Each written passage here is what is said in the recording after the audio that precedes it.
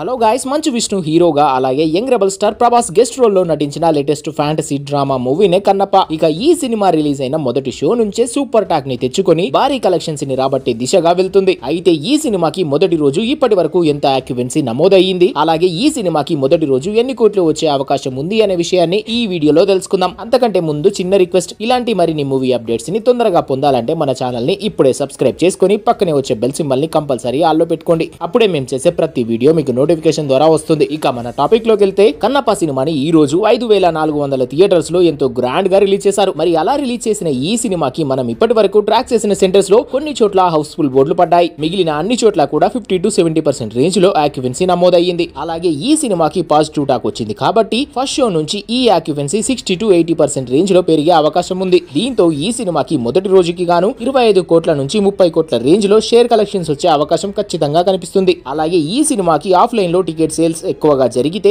ఈ కలెక్షన్స్ లో కొంచెం మార్పు వచ్చే అవకాశం ఉంది. ఇక ఏది ఏమైనా కానీ ఈ రోజు వచ్చే కలెక్షన్స్ తో విష్ణు కెరియర్ లోనే కొత్త రికార్డు అని చెప్పొచ్చు. సో ఫ్రెండ్స్, ఈ సినిమాని మీరు ప్రభాస్ కోసమే వెళ్తే జై ప్రభాస్ అని కామెంట్ చేయండి, అలాగే సబ్స్క్రైబ్ చేసుకోండి.